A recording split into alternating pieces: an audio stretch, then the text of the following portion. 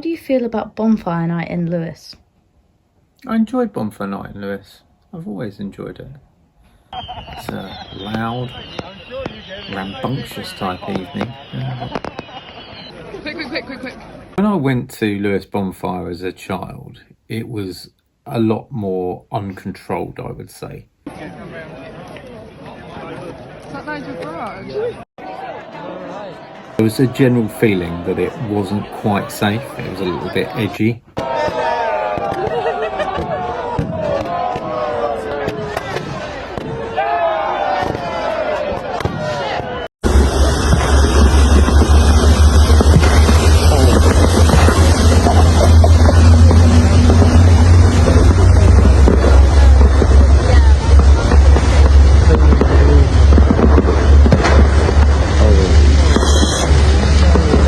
To what extent do you feel this event may be outdated or outgrown?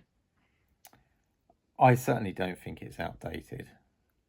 At the end of the day, it's nice to honour tradition, especially something like this, which is quite unusual and marks Lewes out as a little bit of a little bit unique in terms of small towns in this area.